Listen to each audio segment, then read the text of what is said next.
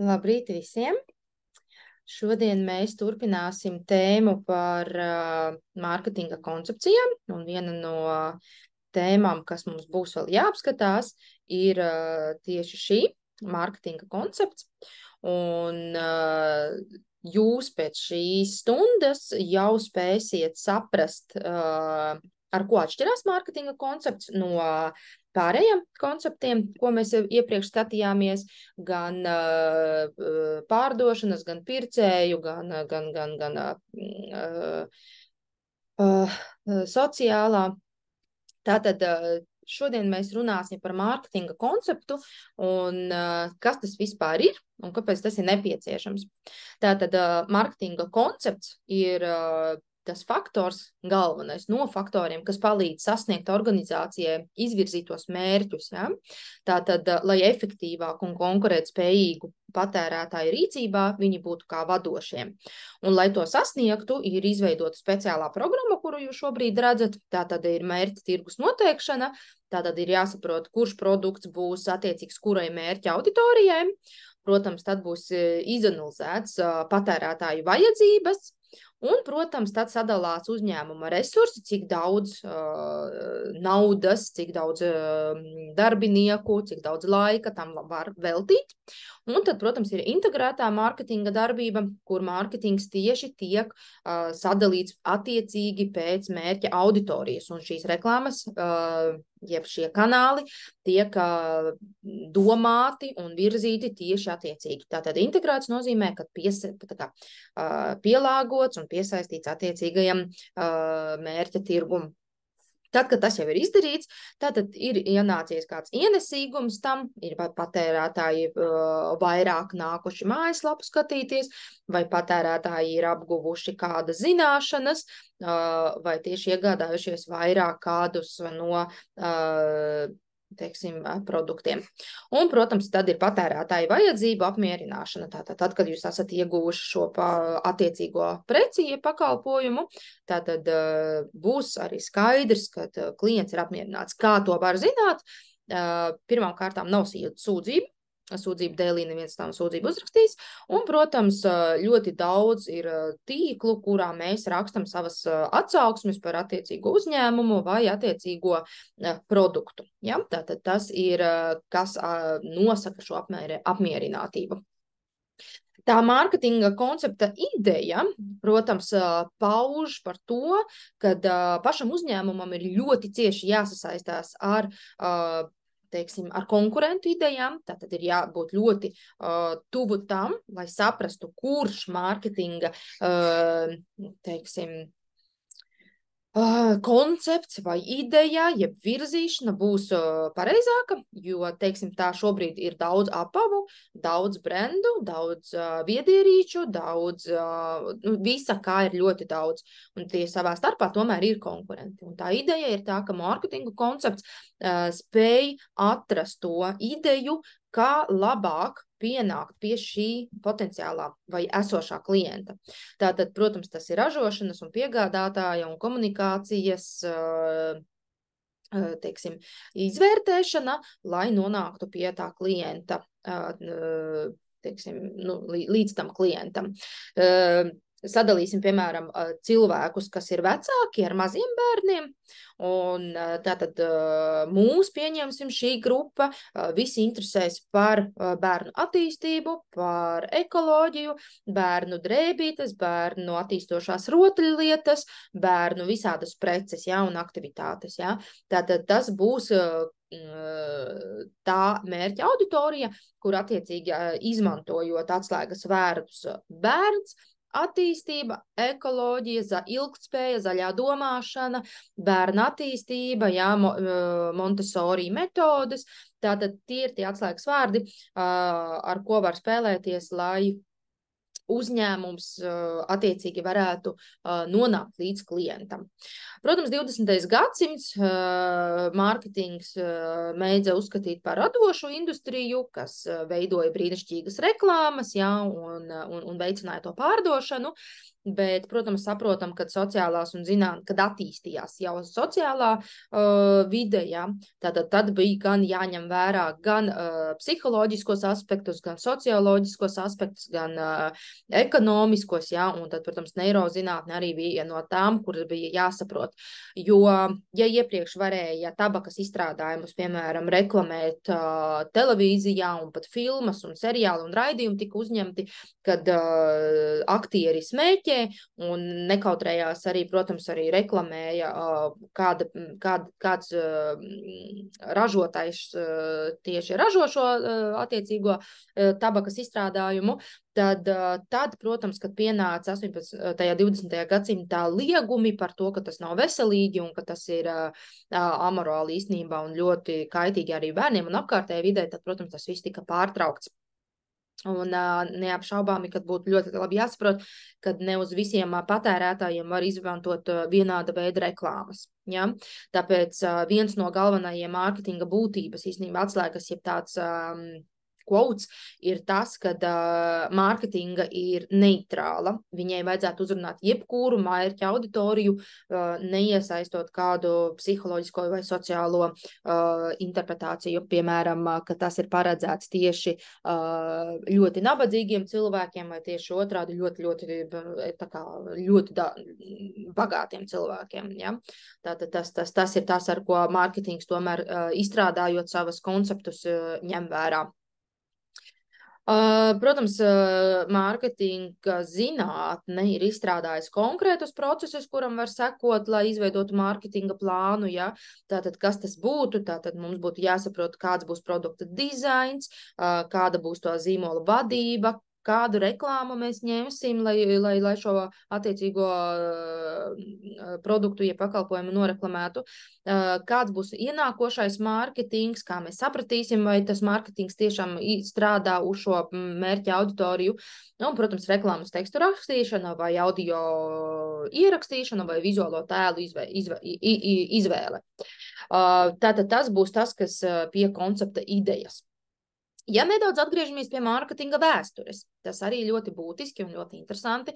Tātad droši vien, ka jūs arī apzināties, ka mārketings tomēr nav radies 20. gadsimtā vai 19. Ja? Tas ir ļoti pat viduslaikos, vēl pirms tam bija jau mārketings. Tikai to nedefinēja kā mārketingu, bet piemēram, tāpat zīmola produkts, ja, tajās antīkajā pasaulē bija jau sastopams, kad cilšu ietvaros tika ražoti kādi produkti vai ādas izstrādājumi, vai no metāliem kādi ieroči, vai no koka, kādi darba instrumenti. Tātad tur bija iegravēts vai iezīmēts vai ieskapēts tās cilts apzīmējums. Ja? Tā kā attiecīgajā tajā laikmetā visi zināja, kādas ciltis, jeb kāds vadonis tajā ir iekšā, un tad attiecīgi no tā tika radīta tā etiķete tam visam. Ja? Viduslaikos, protams, mārketings tika izmantots kā tirgus un pilsēta kontekstā, kad droši vien bija ļoti svarīgi tomēr pārdevēja imidžs. Un, protams, kvalitāte tam tirgotājiem. Tātad, ko tirgoja? Tirgoja no audumiem līdz ādām un beidzot ar cilvēkiem. Tātad bija cilvēku tirzniecība, vergi tika tirgoti, ja? Gan priekš darba, gan priekš cīņām. Gan priekš visa kā, jā. Tātad tas bija pārdošanas process, kur tirgus laukumā tirgotāji varēja brīvi notirgot un izstāstīt par savu pārdodamo preci. Eiropā turpretī fizisko tirgu raksturoja kā apmaiņu sistēmu un, protams, veidojās kā vietējā tirzniecība. Bija tieši tas pats Roma, jā, tātad neaizmirstam, ka tur arī viss, kas notikās, un tāpat arī Grieķijā, Vācijā. Tātad arī tas pats, kad veidojās tā ekonomika, no tā veidojās ienākumi, un savukārt Ķīnā bija bagātīga agrīnā mārketinga prakse, iesaistot zīmolus, iepakojumus, reklāmas, ja, tātad, ko tas nozīmē, tātad Ķīnā arī bija tas pats, ka tur bija savas tautas ar tautu vadoņiem, un tur bija tieši tāpatās, kad zīmols bija attiecināms ne tikai uz vienu konkrētu pārdevēju, kā tas bija Eiropā, bet attiecīgi uz veselu tautu, jeb cilti, jeb, kā, teiksim, pilsētu, kas apzīmē šo. 17. un 18. gadsimts Eiropā, protams, jau sāka attīstīties, un tur bija tirzniecība starp valstīm un jau reģioniem, un visa nepieciešamā informācija tika pieņemta jau biznesa lēmumos, ja. Angļu un franču uzņēmēji bija viena no pirmajiem, kuri izgudroja modernās mārketinga metodes, jā, tātad definējot jau pārdošanu, kā, piemēram, iepērkot viņi no Āzijas valstīm dažādas garšvielas, jā, tāpat izveidojot modernu žurnālus, jā, kas, tomēr mēs zinām, ka franču un angļi bija tie, kas veidoja to, kā lai pasaka, to etiķeti un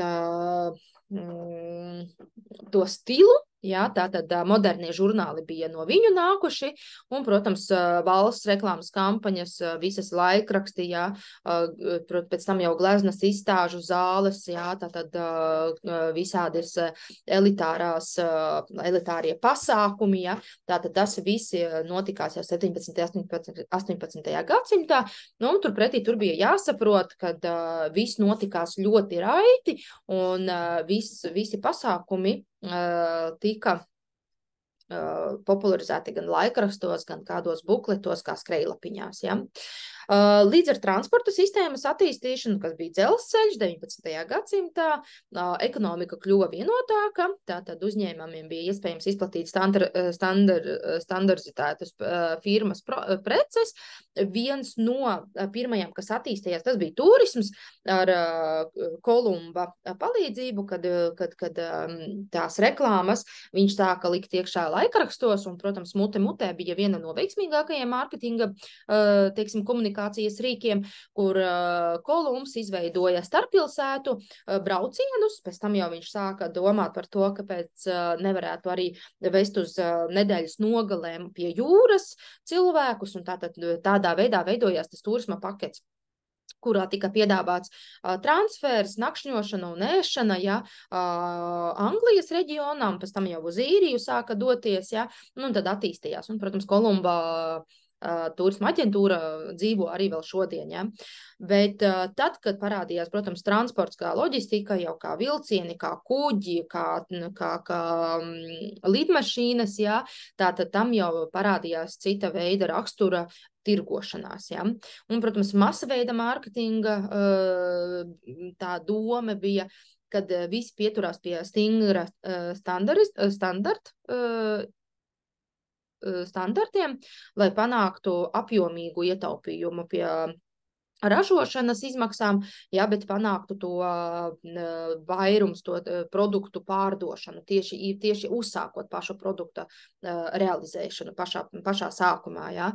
Tā kā tajā laikā bija ļoti, ļoti svarīgi saprast, pēc kādām metodēm visi uzņēmēji strādā, un tā konkurētspēja jau nebija tik plaša kā šobrīd, jā, nu, un tad līdz ar to tas mārketings bija ļoti veiksmīgs, lai parādītu, kādas preces mēs tad šobrīd varam piedāvāt. Un 20. gadsimta sākumā palielinās, protams, tirgus iespējas. Tātad vairs nav tikai vairāki ražotāji, nu jau ir parādījušies vairāki, un arī Āzija ir ienākusies ar savu tirgu, un arī Amerika Eiropā, un tātad demogrāfiskie un dzīvesveida tirgus segmentu vajadzības ir palielinājušās, ja, pēc kara laiki ir beigušies, tātad visi sāk atplaukt, un tad sāk, protams, parādīties produkta diferenciācija. Pieņemsim, maize vairs nebija maize, nu jau tagad ir ap 40-50 veidu maizēm, ir glutēna, bezglutēna, kliju, bezkliju, jā, baltā saltskābā. Tātad tas ir kā piemērs, kad no tā laika jau parādījās ne tikai viena veida produkts, bet nu jau sākās veidoties sortiments. 30. gados tirgus pētnieki veica kvalitatīvu zīmola pircēju pētījumus, Protams, tad, kad mēs runājam par 19. gadsimtu, mēs jau saprotam, ka tur jau parādījās brendi, kas bija Tiffany, pēc tam jau Versace, jā, tātad dizaini, kas veidoja to modi. 30. gados, jā, kad tā zīmols parādījās tomēr kā elitārais, bija ļoti svarīgi izskaidrot, kurām tad lietotāju grupām ir svarīga šī zīmola esamība un kuriem ne. Jo tas viss tomēr atspēkojās pret pirktspēju, kas ir ekonomiskais faktors un, protams, sociāli-demografiskais. Ja?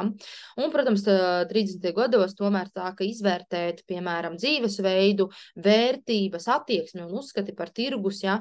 Un par tām visām reklāmām, kas ir. Ja? Tātad vairs nevarēja vienkārši parādot skaistu reklāmu, notirgot šo attiecīgo preci, jo konkurenti jau bez nekādām īpašām reklāmām vienkārši ar zemākām cenām ienāca iekšā. Un tātad, protams, tad arī mainījās tās rūpniecības idejas, kad paaugstinājās rūpniecība. Viens no veiksmes stāstiem ir mūsu kaimiņu valsts Polija, kura veidoja masveidīgus preces ļoti, un tad, protams, tā kvalitāte varbūt nebija visaugstākā līdz brīdim, kad parādījās, protams, patēriņa koncepts, pircēju koncepts, kad viņi sāk izvērtēt kvalitāti pret kvantitāti. Ja? Bet, tas tajā laikā tā bija. Kā tad tas ir mūsdienās? Protams, ja mēs skatāmies, kad korporatīvajā pasaulē ir ļoti svarīgi tomēr tas viss zīmols, jo, atklāt, teiksim, Nike, vai es jums tagad piedāvāšu kādu Teddy Bear uzņēmumu pēkšņi atradušos, ja, jūs izvēlētos Nike, jo tam ir sava vēsture un tam ir sava kvalitāte. Ja? Bet evolūcija, kā tas viss ir parādījies, tātad 19. gadsimtā bija ražošanas koncepts, ja? Tātad ēra, ja? Kad visu tikai ražoja, un tad mēs saprotam, ka pēc kara bija ļoti svarīgi, tomēr cilvēkiem sāk ģērbties, jau modernāk sāk parādīties jau visāda veida stila izjūtas un tādā veidā. Otrais bija pārdošanas un noieta orientācija, jeb evolūcija, kad 20. gadsimtā jau sāka, vairs nebija svarīgi jau tas, kad jau ir tik foršas drēbes, ja, pieņemsim, tur kļošanas, ja, bet jau sāk parādīties visāda veida džins izstrādājumi vai vairāk apavu tur, vai tieši jau parādījās, ienāca dāņu firma Eko Latvijas tirgu, un tad līdz ar to varēja jau pirkt jau ārvalstu brandus, kas tomēr noteica lielāko tirgu segmentu.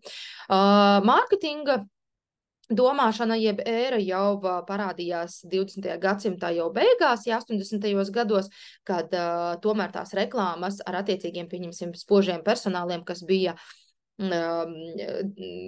tie paši aktieri, kas skaisti dziedāja vai kas bija atpazīstami mūsu televīzijā, tātad tie bija tie, kas noteica stilu mums pārējiem. Ja? 90. gadi, jeb sociālā, jeb sabiedrības mārketinga koncepts, jau parādījās tāds, kad mēs jau esam 90. gadi, mums ir parādījušies jau brīvā Latvijā. Mums, piemēram, Latvijā tas parādīja kā ārvalstu brendu nākšanu uz Latviju, pašiem izbraukšanu un redzēšanu, kā tas notiekās, ja kādreiz mēs tikai redzējām vācu preces caur draugiem, radiem, paziņām. Tad sociālais bija jau tāds, kad ikvienam bija iespēja kaut ko jau iegādāties un par saprātīgām cenām. Attiecība orientācija, tas jau ir tas, kad mēs nepirkām ne tikai tāpēc, ka tas bija zem letes vai vienkārši pieejama prece, bet sākām jau domāt par to, kad būtu svarīgi domāt par kvalitāti un to, kāds pircējs mums to iemāna. Komunikācija starp reklāmām un uzņēmumiem bija arī viens no veiksmes stāstiem, jo mārketingā tomēr ir ļoti svarīgi parādīt, cik svarīgi mums ir katra klienta vēlmes un vajadzības. Pašreizējais attīstības stāvoklis mēs, protams, varam iedalīt vairākos posmos, bet, protams, profesionālā sadarbība ar mūsu pasauli, jeb ar mūsu mērķa auditoriju ir viens no tādiem punktiem, ko būtu jāiegaumē. un otrs jau ir tāds, ka tirgus elements, kā mārketinga aģentūras, jā, komerc uzņēmumi un nekomerciālās organizācijas, kas piedāvā dažādas sociālās pakalpojumus kā ziedošanu un talkošanu, jā. Tātad tas arī ir viens no mārketinga viskaistākajiem veidiem, kad uzņēmumi sevi reklamē un stāsta par to, cik svarīgi būt atbildīgam. Kā es vienmēr saku, uzņēmējs, kas saražo kādu plasmasa atkritumu, viņam būtu jāsaprot, kā tad šo plasmasu mēs varam reciklēt. 21. gadsimts, protams, mums ir daudz ar pētījumiem un mārketinga ietekme uz uzņēmuma ilgtspēju, un, protams, šeit mēs nevaram atmest to, kādā līmenī un kādā, teiksim tā, bezatbildībā mēs esam nonākuši attiecībā uz ražošanu, masveida ražošanu, nedomājot par to, ko mēs darīsim pēc šī ražošanas izmantošanas, produktu izmantošanas. Tāpēc mums pasaule ir piesārņota. Šobrīd mēs saprotam, ka tas viss ir ietekmējis mūsu klimatu un cenšamies saglābt to, ko mēs varam. Bet tas ir paudžu paudzēs, un šobrīd tas pētījums ir tāds, ja mēs būsim atbildīgi, tad iespējams, ka mēs varēsim saglābt kaut ko no šīs esošās pasaules. Protams, ja domājam par biznesu un zaļo domāšanu, teiksim tā, būtu ļoti lētecīgi domāt, ka tas varētu strādāt, jo visu, ko mēs saražojam, tomēr iet caur lielām ražošanas faktoriem, uzņēmumiem, kuri piesārņo dabu. Gan ūdeņus, gan ozonu, gan apkārtējo vidi.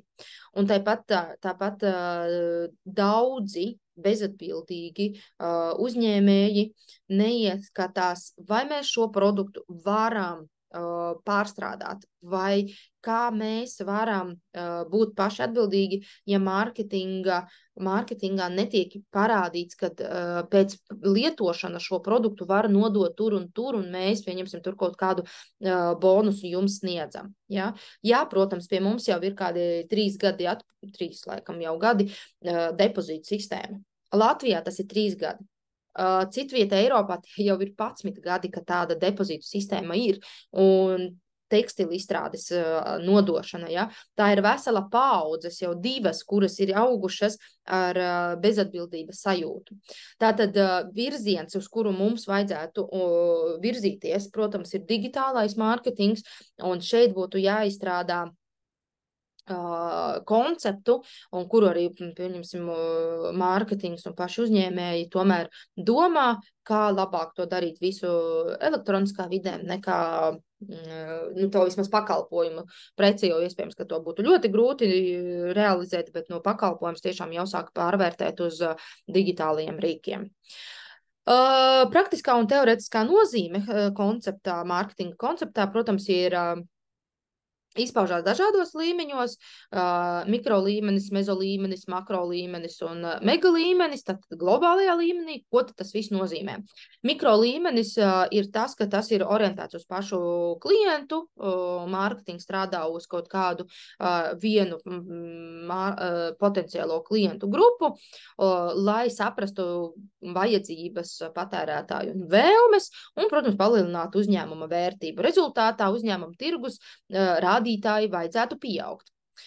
Turpretī ilgtspēja un mezolīte tajā līmenī mums būtu jāsaprot mērķa auditoriju un konkurences vides. Ja, lai mēs saprastu tirgus situāciju un atbilstoši tam varētu reaģēt un saprastu. Tātad mezolīts nozīmē, ka mēs ņemam vērā jau arī konkurentus. Pieņemsim pīcas ražošanas. Ja? Tātad mums jāsaprot, kādas pīcu ražotāji mums ir mūsu rajonā, jeb reģionā vai arī visā Latvijā, un tātad varētu mēs ienākt ar savu jaunu konceptu. Ja? Pieņemsim gluten-free. Ja? Kāpēc ne? Vai vegānās pīcas. Tātad daudz ideju ir, tikai galvenais ir jāpadomā, vai jau konkurence mums nestāv priekšā. Makrovide, protams, ir ilgtspēja, kurā ir jāsaprot, ka tur ir iekšā ir ilgtspēja, investīcijas un konkurenti, jo kopējais pieprasījums tomēr aug. ja jūs piedāvājat, jo ja mēs zinām, ka Latvijā ir parādījušies vegāni, veģetārieši, tie, kas cilvēki ir slimo un viņi nevar ēst lipekļa izstrādājumus, ja? Tātad šeit mēs varam strādāt ar to, kad mēs to pieprasījums tā kā aug, mums tātad ir cilvēki, kas šo produktu ēd, tātad mums ir jānodrošina šo produkta piedāvājumu. Un, protams, kā tas viss izmantosies, tas būs veicina inovatīvu mārketinga attīstību. Ko nozīmē inovatīvu? Tātad šeit sadalot šīs 4 darba grupas, ka te ir parastiem ēdājiem, kam nav nekāda problēma, pieņemsim, tas ir bērniem ar mazāku tauku saturu vai kaloriju daudzumu. Mēs taču zinām, ka bērniem dienā ir tik kalorijas jāpēd, tātad nepārsniedzot šo, bet domājot par bērnu veselību, jūs piedāvājat tādas picas. Nu, idejiski, ja. Un globālais līmenis, tātad tas nozīmē, ka mēs jau domājam par globālo zīmolu, par globālo mērogu, pieņemsim Starbucks, kādreiz tas bija zināms tikai Amerikā, nu Starbucks jau ir zināms visā pasaulē, ja. Tāpat arī Cola kādreiz bija zināma tikai Amerikā, bet, nu, ka tad, kad jau attīstījās, protams, parādījās tas arī globālā līmenī. Un tātad, kas būtu visvērtīgākais atcerēties, tas, kad mārketings no praktiskā un teoretiskā nozīmes ir cieši saistīts savā starpā, mēs nevaram atšķirt šīs lietas, un teoretiskā atziņa ir parasti aprobēta praksē. Un mārketinga teorētisko, tādu kā inovāciju vai novitāšu izmantošanu uzņēmēju darbībām veicina tomēr pats tirgus, jeb konkurenti. Un ilgtspēja nozīmē, ka šodien, rīt un pārīt un pēc 5 un pēc 20 gadiem mans uzņēmums tomēr būs orientēts uz mērķa tirgu sasniegšanu un mērķa tirgu palielināšanu. Un mārketinga teorētisko praktisko aspektu miedarbību ļauj sasniegt sinerģijas efekti dažādos ekonomikas līmeņos. Tātad, ko tas nozīmē? Tātad, ja jūs šīs picas piedāvātu tikai 5-zvaigžņu restorānos, tātad tā būtu tikai augstākās klases teiksim, cilvēki, kas varētu šo atļauties. Tātad vidējās un zemās klases cilvēki šīs picas nevarētu atļauties. Tātad būtu jāpadomā, kā to sinerģiju apvienot, lai pēc cenu līmeņa un produktu kvalitātes varētu katru šo preci iegādāties. Galvenie sastāv elementi mārketingā, tātad būtu jāatcerās mārketinga izmantotās stratēģijas pieejas, kas ir tradicionālais mārketings, tātad parastais, ko mēs zinām, kad mums ir prece pakalpojums, un mums tas ir jānodod mūsu mērķa auditorijai. Netradicionālais mārketings, jeb partizānu mārketings, tas nozīmē, ka jums ir ar pārsteigumu, ar kaut ko tādu negaidītu jāpārsteidz. Partizāna mārketings bija ļoti populārs ap 10-12 gadiem atpakaļ, kad atverot kādu mājaslapu vai YouTube izskanēja ar tādu milzīgu jaudu uzreiz pēkšņi kaut kāda reklāma, un to reklāmu vispār nevarēja izslēgt ārā, tā kā tas bija tas partizāna mārketings. Tātad pēc tam, protams, sāka domāt par to, ka tas traucē pašā, pieņemsim, Delfi vai YouTube kanāla lietošanu. Cilvēki izvēlējās vispār tad viņu nevērt vaļā, un tad sāka saprast, ka šāds partizāna mārketinga veids tik agresīvs nav teiksim, šādā vidē pielietojams. Bet partizāna mārketinga piemēru var redzēt arī uz vides reklāmām. Un, pieņemsim, sabiedriskie transporti, kas tiek apzīmēti gan trolejbusi, gan autobusi, tāpat arī mūsu lidmašīnas, jā, tad tas ir tas partizānu mārketings, kad mēs ar apdomu tomēr veicinām mūsu produkta, jeb mūsu valsts atpazīstamību. Un, teiksim godīgi, tas foršais, kad mēs varam lidot ar Air Baltiku mūsu Latvijas karogu krāsās, ja, ir ļoti veiksmīgi izstrādāts mārketinga partizāna koncepts, kad visi, kas nezin, kas vēl ir Latvija un Rīga un kur tas atrodas, ar šo Air Baltica avio kompāniju pārvietojoties, ja, tātad viņiem ir tā izpratne. Holistiskais mārketings tātad apzīmē jau kādus preces individu vai preču grupu kopu, kurā izstāsta par atšķirīgo vai netradicionālo, pieņemsim, Pepsi un Kolas reklāmas veidi, kuri ir savstarpēji ļoti līdzīgi, bet tai pašā laikā viņi ļoti savā veidā konkurē. Atkarībā no mārketinga, protams, virza no uz organizācijas un no uz klientu.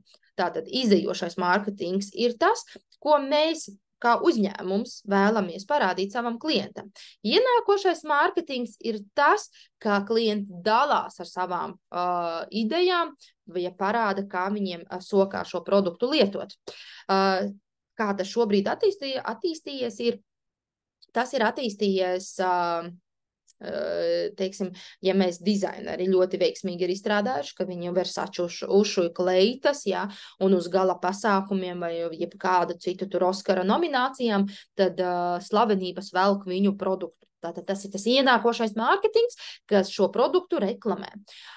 Ja skatāmies ne tik augstos plauktos, bet skatāmies vidus līmenī, tātad influenceri, kuri dalās ar kāda mārketinga, teiksim, brenda kosmētiku vai smaržām vai pārtiku. Tātad tas arī ir ienākošais mārketings, kur paši cilvēki reklamē šī produkta labūtību. Dormeo, pieņemsim kādreiz Lietuvā, redzētas reklāmas, kad no Žalgera basketbolists Sabonis stāsta par cik forši ir izmantot Dormeo madračus. Ja? Sportistiem tas ļoti patīkot. Nu, tātad tas ir ienākošais mārketings, kur kāds jau stāsta par šo produktu. Māja Roza Krištopāne arī ir viena no influenceriem, kura stāsta par pašu produktu, un tātad viņa mums ir kā tāds uzticības persona. Ja? Galvenie sastāvelementi mārketinga konceptā turpinājumā ir atkarībā no mārketinga iedarbības tiešuma. Tātad tiešais mārketings ir tad, kad mēs esam cilvēks pret cilvēku un tirgojam.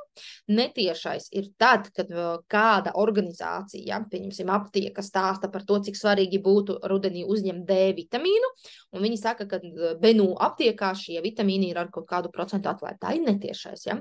Personalizētais mārketings ir domāts, ka šo produktu, šo pakalpojumu mēs tieši vēlamies nodot frizieriem, kosmetologiem, ārstiem, skolotājiem, valsts ierēžiem vai kaut kādā tādā veidā. Ja?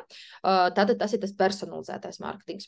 No produkta veida, tātad no produkta mārketings, ko tas nozīmē, tātad mēs produktu raksturojam, kādas tur īpašības tam ir un cik svarīgi ir šo produktu tomēr lietot uzturā ik nedēļu. Pakalpojuma mārketings atkal, cik svarīgi izmantot ir e-parakstu, jo tas atvieglo mūsu ātrāku saziņu, un mums tas arī ir laiks. Tātad, pieņemsim tāds, ja. Atkarībā no izmantojumiem digitāliem rīkiem un miedarbību ar mērķa auditoriju. Digitālais saturs, kā es tikko minēju, ļoti veiksmīgi izstrādāts ir e-paraksts vai agrāk nevarējām iedomāties, kā mēs lietosim tādu Smart ID, jo mums kādreiz bija kalkulatoriņš, bija tāds speciālais plāksnīte, kur mums tur bija kodiņi, jā, lai bankā ienāktu un varētu veikt rēķinus un maksājumus. Tad šobrīd mums ir digitālais un tas saturiskais ir ļoti veiksmīgi izstrādāts, un mēs viņu lietojam ar lielāko prieku. Viedokļu līderi. Ko tas nozīmē? Tas nozīmē, kad ir kāds, kas stāsta par kādu lietu. Piemēram, mums ir ļoti svarīgi tomēr dzirdēt kādu ekspertu viedokli vai kādu žurnālistu, kas runā par kaut kādām svarīgām lietām. Piemēram, jauniešiem ir ļoti šobrīd būtiski saprast, kas tad būs iesaukts 3. iesaukumā dienesta armijā. Un tad, protams, ir kaut kādi eksperti, žurnālisti, kas stāsta, kad cik tad reāli cilvēku ir brīvprātīgi, kuri vēlās dienēt, un cik daudz jauniešu ir aizmukuši no Latvijas, lai tik nevajadzētu dienēt. Tātad tie viedokļu līderi ir arī kā viens no tādu kā mērķa auditorijas miedarbību. Ja? Sociālo mēdīju mārketings, to mēs saprotam, ka visi influenceri, visi politiķi, visi, kas raksta blogus, ja? Jo slavenāks cilvēks, jo vairāk uzticams, tā mums šķiet, ja? Tā ir tā mēdīju mārketings, ja? No mārketinga darbības fokusa, tātad, kas ir zaļais mārketings, tātad viss, kas domāts ar ekoloģiju, ilgtspēju un atbildīgu produktu lietošanu, ja. Inovatīvais mārketings, tas nozīmē, ka ir kaut kādam produktam jauns koncepts, jauna ideja, ko es varētu minēt. Kādreiz, pieņemsim, nebijām iedomājušies, ka saules paneļi būs tik ļoti pieejami arī Latvijas tirgu, un tātad inovatīvs ir tas, kad mēs varam šobrīd pirkt saules paneļu priekšmetus. Es nebiju domājis tikai tos lielos, ko mēs liekam uz jumtiem, ja, lai ražot elektrību, bet tai pašā laikā mēs varam nopirkt elektrības stabus, kas ražojās saules panelīšu spuldzes, kuros mēs varam izlikt kā dekoru savos pagalmos vai uz loģijiem. Ja? Tātad viss, kas saistīts ar kaut ko foršu un inovatīvu un mazu un labu. Powerbankas, ja? Tātad tās ir tās inovatīvās lietas, lai mums nevajadzētu, teiksim tā, lai ietaupītu mums un atvieglotu mums mūsu dzīvi. Sociālais mārketings, mēs zinām, ka tas ir viss saistīts uz mūsu sabiedrību un bezpēļņas gūšanu. Tātad mēs stāstam par to, cik ir kaitīgi smēķie tabakas izstrādājumi, kas būtu saltiņi vai cits tur lādējamais tabakas izstrādājums, jo tas ne cik uz plaušām darbojās, bet cik uz smadzenēm, un tas veido regresu mūsu attīstībai. Nozares teorija mārketinga konceptā ir jāsaprot, ka tās būs produktu vai pakalpojumu izvietošana tirgu, lai veidotu patērētāju uzskatu par konkrēta produkta vajadzībām, produktu vai pakalpojumu nepieciešamību un tā priekšrocību. Tātad, ko nozīmē nozare? Nozare nozīmē tātad, pieņemsim, telekomunikācija. Tātad, ko nozīmē telekomunikācija mums šobrīd? Jo labāks, ātrāks internets, tātad mēs skriesim pie tā piedāvātāja, tiem, kam ir 5G un kuriem ļoti ātri strādā internets, jā, un tāpat, protams, meža vidū nekurienē man pārklājums interneta un pašu sakaru būs ļoti augsts. Tātad šis būs viens no veiksmīgajiem tādiem piemēriem, kad, ja mums nozare piedāvā šādu konceptu, un tas pārklājums ir visās vietās, ja, tātad tas būs ļoti veiksmīgi. Katram mārketingam, protams, stratēģijas pamatā ir teorija, kuru pamatā savukārt ir psiholoģiskais faktors. Ko nozīmē psiholoģiskais? Ir cilvēku grupas, kuri saka, es neapstiprināšu cookies, jo es negribu, lai kāds zinātu, ko es īstenībā skatos, vai ko es lasu, vai kas man interesē, jo es negribu, lai man to piedāvātu. Otrs psiholoģiskais, es nenēsāšu telefonu visu laiku sev līdzi, lai man neizsakotu, kur es atrodos. Tātad psiholoģiskie faktori ir daudz un dažādu. Vieni, kuri absolūti norobežo sevi no visa to, ko varētu piedāvāt, un otra grupa ir tā, kura visu apstiprina, visu nes, un viņiem ir pilnīgi vienalga, vai viņiem kaut ko atnesīs, kaut ko nepiedāvās, vai vēl kaut ko. Tātad tas ir tas psiholoģiskais, ja. Ekonomiskais, protams, ir viss saistīts ar to, kāda būs mūsu maksātspēja, vai mēs varēsim samaksāt ar 5G, vai mēs varam doties ar tarifu, kas ir Eiropas Savienībā, ar vienu tarifu, bet pieņemsim, kaut vai reizi gadā es dodos uz ārvalstīm, bet es visu cauru gadu maksāju Eiropas tarifu. Vai turpretī es esmu tas cilvēks, kurš labāk nopirks kartiņu vai izmantos Wi-Fi, bet es nemaksāšu lieku naudiņu, es ietaupīšu 50 eiro gadā, lai tik nevajadzētu pārmaksāt. Tātad tās atkal ir gan psiholoģiskais, gan ekonomiskais. Cilvēku uzvedība, viens no cilvēku uzvedības paņēmieniem ir tas, kad viena daļa vienmēr ir nogaidošā daļa cilvēku, kuri paskatīsies, kāds ir tas produkts, kāds ir tas pakalpojums, kādas būs atsauksmes. Otra daļa ir tā, kura būs pirmā, kas paņems, varbūt vēl nav iznācis tirgu, bet es jau esmu stāvu rindā, un es esmu jau pieteicis, lai šo pakalpojumu vai šo produktu gūtu. Ja?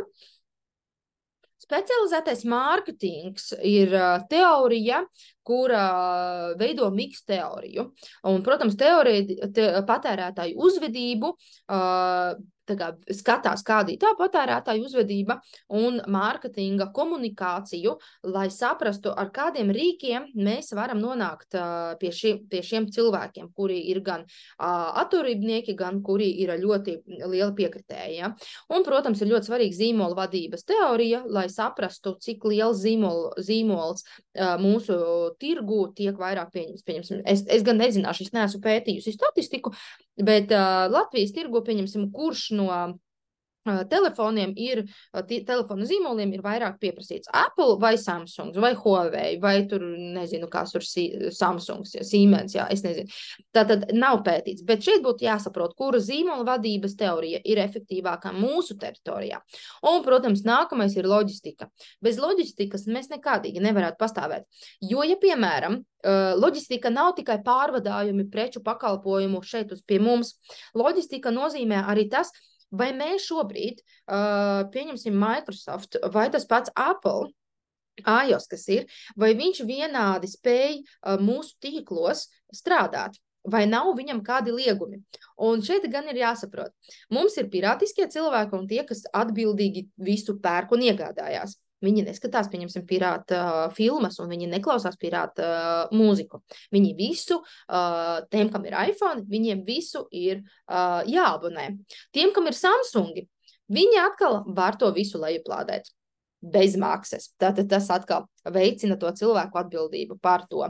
Kas tad ir mārketinga miksa elementi? To mēs esam runājuši nedaudz iepriekš, varbūt septembra sākumā par to, kad es stāstīju, kas ir mārketings un kas ir 4P. 4P mēs zinām, kad ir produkts, vieta, cena un virzīšana. Tātad produkts, ko mēs piedāvāsim, vieta, kur mēs šo produktu tirgosim, cena, par kādu mēs šo tirgosim, un virzīšana, kā mēs informēsim cilvēkus, jeb sabiedrību par attiecīgo produktu. Paplašinājums ir 7P. Tam ietilpst cilvēki, tātad kuri būs tie, kas pirk šo mūsu preci pakalpojumu, process, kādā veidā mēs šo procesu nodrošināsim, vai tas būs ar kuģi, vai tas būs ar lidmašīnu, kā mēs šo preci aizvedīsim, vai viņi būs veikalā iegūstami, vai mēs caur DPD. Fiziskais pierādījums, tas ir tā apmierinātība, kuru mēs iegūsim, kad cilvēks uzrakstīs kādu atsauksmi par šo pakalpojumu vai preci. Un paplašinātāja miks elements ir 8P, tā ir produktivitāte, kas nozīmē, cik šis produkts ir bijis produktīvs, pieņemsim, cik liela pievienotā vērtība ir šim produktam. Piemēram, ja jums ir pulksteņi nopirkti, bet viņam nav lādētāju, vai viņam nav garantija. Ja? Tātad tas ir tas piemērs, par ko mēs varētu daudz runāt, ar kādām sekām mēs varam sastapties. Un tas mums šodien arī būtu viss. Un nākamajā stundā tātad mēs turpināsim runāt par integrēto mārketinga komunikācijas teoriju. Un būs arī mums daudzi video gan par to, kā tad ir radušies un kādas iespējas mums tam visam ir. Paldies par šodienu, lai jums stipra veselība un uz tikšanos mums nākamajā stundā.